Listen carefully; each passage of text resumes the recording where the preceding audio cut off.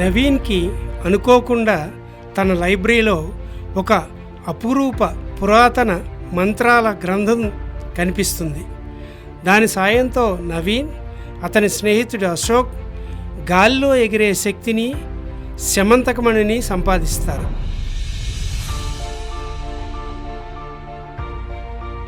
శమంతకమణి చేజిక్కించుకున్న తరుణంలో అకస్మాత్తుగా వారిద్దరికీ ఊహించని ఒక పరిణామం ఎదురవుతుంది.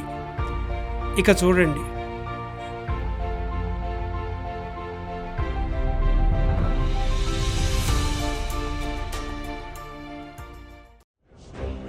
ఆ ఆగంతకులిద్దరూ శుక్రగిరి వాసులు, చండ, ప్రచండ. నవీన్ అశోకులపైకి చండ జ్వాలాస్త్రం ప్రయోగిస్తాడు. సర్రున దూసుకెళ్లే ఆ అస్త్ర కీలల నుండి మరో ఆగంతకుడు నిషగ్ని కాపాడుతాడు. హాని కలగకుండా నవీన్ అశోకులను రక్షించి నిషగ్ని తన స్థావరమైన త్రిశంకు లంకకు వారిని తీసుకుని వెళ్తాడు. నిషగ్ని అడిగిన మొదటి ప్రశ్న ఆ పుస్తకం ఏది అని. అశోక్ అక్కడే వదిలేశానని అంటాడు. నిషగ్ని ఇంకేం మాట్లాడకుండా మళ్ళీ అదృశ్యమైపోతాడు. స్వర్ణ గరికెచేలో ప్రాచీన మంత్రగ్రంథం ఇంకా అలాగే పడి ఉంది. దాన్ని తమ హస్తగతం చేసుకునేందుకు చండా ప్రచండలు ఆ దిశగా అడుగులు వేస్తారు. ఈలోగా నిషగ్ని ప్రత్యక్షమవుతాడు. నిషగ్నిని హతమార్చేందుకు చండ జ్వాలాస్త్రం ప్రయోగిస్తాడు. త్రుటిలో తప్పించుకున్న నిషగ్ని ఆ గ్రంథాన్ని అక్కడే వదిలేస్తాడు. నిషగ్నిని చండా ప్రచండ తీవ్రంగా బెదిరిస్తారు. నిషగ్ని అదృశ్యమైపోతాడు. మంత్రగ్రంథాన్ని తమ వశం చేసుకున్న చండ ప్రచండలు తమ స్థావరమైన అబ్రకదబ్రా గుహలోకి వస్తారు.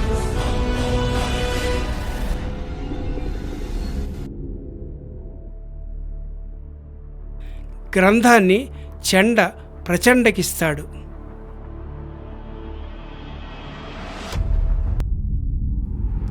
అయోమయంలో ఉన్న అశోక్, నవీన్లు ఇదంతా ఏమిటో తెలుసుకోవాలని అనుకుంటారు. మాయా దర్పణంలో నిషగ్ని తమ గతాన్ని వారికి వివరిస్తాడు.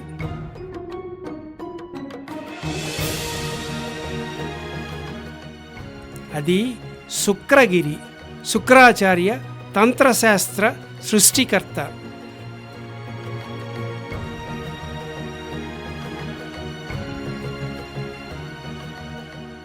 అన్నదమ్ములైన చండా ప్రచండలతో పాటు నిషగ్ని కూడా ఆయన శిష్యుడే.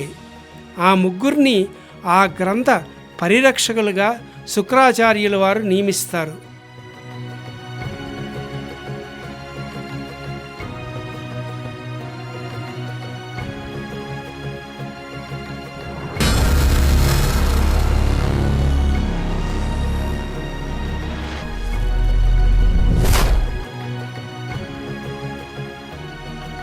అందుకు అవసరమైన అదృశ్య శక్తి, సంచార శక్తి, జ్వాలాస్త్ర శక్తులను వారికి ప్రసాదిస్తాడు.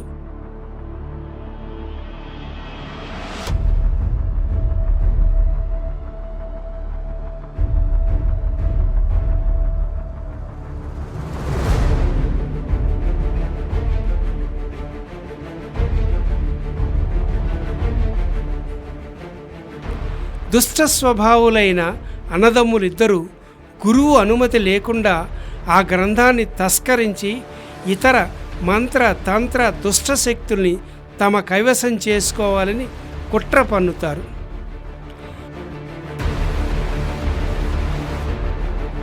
వారి కుతంత్రాన్ని పసిగట్టిన నిషగ్ని ఆ గ్రంథం వారి హస్తగతం కాకుండా కాపాడుతాడు. 1000 ఏళ్లుగా ఆ గ్రంథం వారికి చిక్కకుండా కాపాడుతూ వస్తున్నాను. ఇప్పుడు మీ వల్ల వారి కైవసం అయ్యింది. ఇకపై ఎన్ని ఉపద్రవాలు జరగబోతాయో అని నిషగ్ని వాపోతాడు. పొరపాటే జరిగింది, కానీ ఇప్పుడేం చేయలేమా అని నవీన్, అశోకులు అడుగుతారు. ఒకటే మార్గం అంటూ అశోక్ చెవిలో ఏదో చెబుతాడు నిషగ్ని.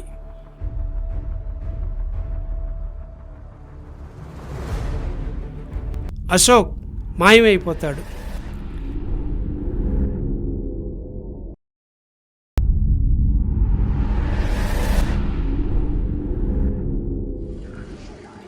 ప్రచండ అప్పటికే కొన్ని శక్తుల్ని ఆవాహన చేసుకోవడానికి ప్రయత్నాలు ప్రారంభించాడు.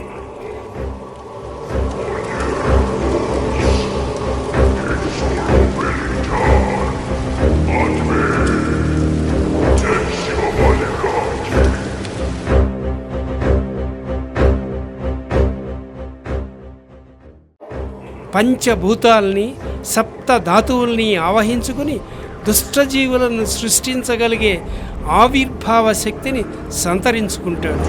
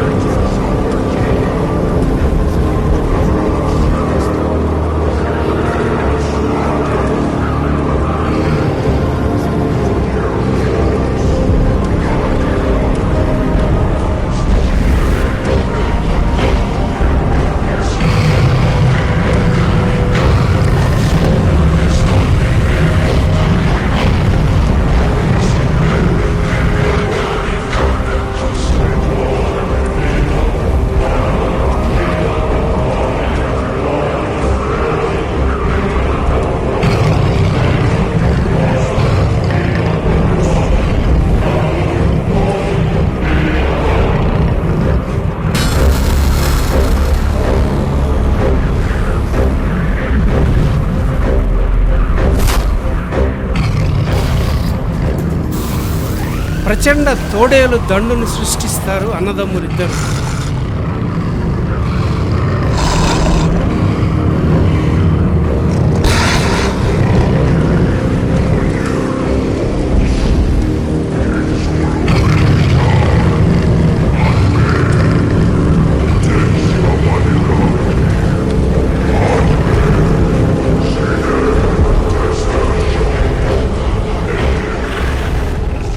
ఆ దండు సాయంతో విశ్వాన్ని తమ కైవసం చేసుకోవాలన్నది వారి కుతంత్రం.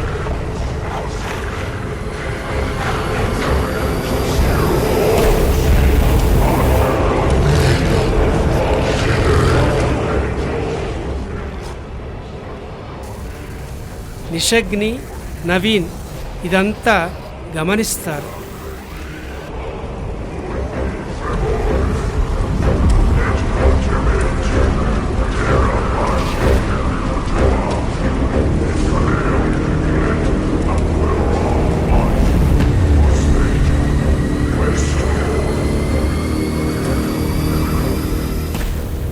ఉపద్రవాన్ని ఊహించిన నవీన్, నిషగ్ని అక్కడి నుండి నిష్క్రమించడమే మేలని మాయమైపోతారు.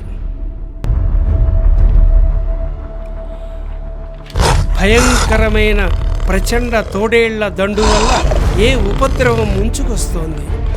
దుష్టద్వయానికి ఈ యావత్ విశ్వం స్వాధీనమవుతుందా? మాయమైన అశోక్ ఏం చేస్తాడు? నిషగ్ని, నవీన్ల కొత్త పథకం ఏమిటి? వచ్చే ఎపిసోడ్లో చూడండి.